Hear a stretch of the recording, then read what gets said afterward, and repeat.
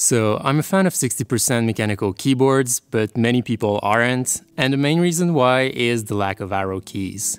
So today, we're taking a look at a 65% mechanical keyboard, so it does have arrow keys. It's the Womier K66. I've been asked a few times to review it, so let's take a look. It comes in a simple white box with minimal branding, and in it you'll find the keyboard in a foam shell with the USB cable under it.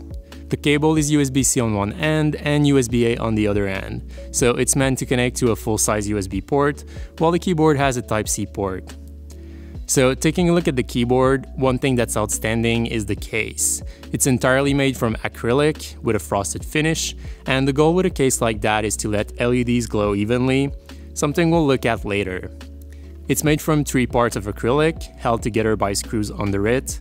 It doesn't feel as solid as cases that are a single piece, and it has no metal plate either. The top part of the case acts as the plate, so it has a bit of flex and it squeaks.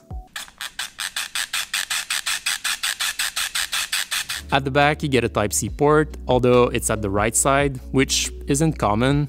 And under the keyboard there are 4 rubber feet, which results in a slightly angled keyboard overall, although almost flat realistically. It's not very tall, so it's not too bad in my opinion, and the typing experience with that flat profile is pretty good. It doesn't have any on-off switch, as it's a wired-only keyboard, no Bluetooth connectivity, nor internal battery. Now looking at the layout, it's almost NC standard.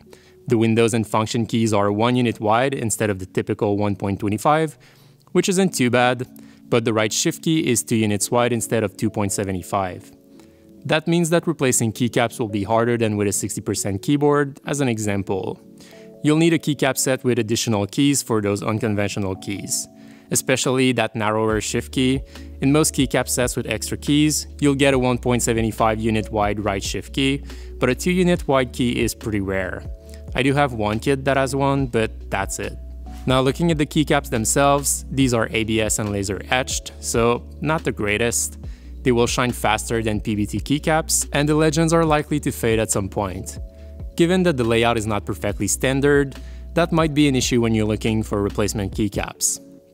As for switches, mine came with Gateron blacks, as that was the only option in stock when my order was placed. Overall, they are decent switches, a bit too heavy for my taste in linear switches, but they're smooth and feel nice overall. There are versions of this keyboard online with hot swap switch sockets, which would make this keyboard much more exciting. It would allow to replace the switches for any other option, and it would also allow to replace the stabilizers, letting anyone get a close to perfect typing experience. The included stabilizers feel pretty good. They look like the stabs that came with the original AM Pro 1, and these were pretty bad, but in this case they're alright. They're factory lubed, but it seems very light, so there might be room for improvement.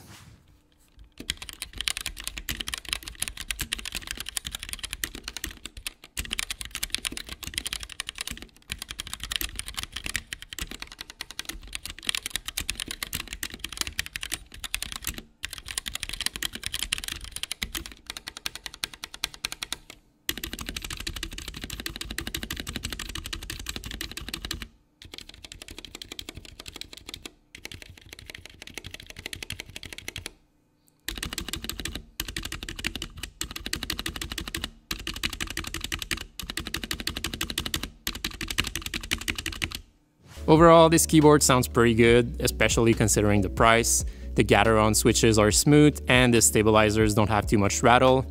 It's better than a lot of more expensive keyboards out of the box. So now to the main feature of this keyboard, the LEDs.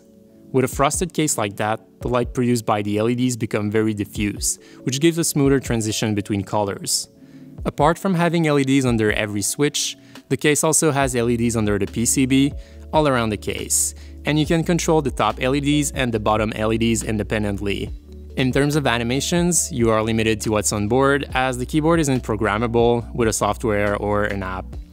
Function and right control lets you go through animations for the top LEDs, and function plus left control lets you do the same for the LEDs at the bottom. The brightness of all LEDs can be changed with function plus insert and delete, and by default the animations will go through all colors, but you can pick a specific color by hitting function plus space and then touching the key that matches the color you want.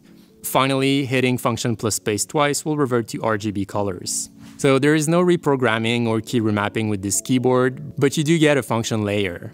Apart from controlling the LED animations, you also get volume control with left and right arrow keys, although these are inverted for some reason. You also get page down and page up with down and up arrow keys, and a function row with the numbers row. So, in conclusion, I have to say this keyboard is pretty interesting. It's very barebone, no Bluetooth, no key-by-key LED control, no key remappings. It's meant to be used as is. The included keycaps are pretty average and will be hard to replace given the layout. However, considering that this keyboard sells for a little over 50 bucks, you're getting a pretty good typing experience, at least with gate-around switches and decent stabilizers, and you also get a Type-C port, which is cool. But the real reason why you should get this keyboard or not is how much you like the LED glow case feature. I personally think that it's very well executed, and it looks very nice with vibrant colors. However, it's probably not for everyone. If you wanted to replicate this effect with a custom-built keyboard, the case alone would likely cost close to the price of this complete keyboard. So that wraps it up for today with another keyboard review.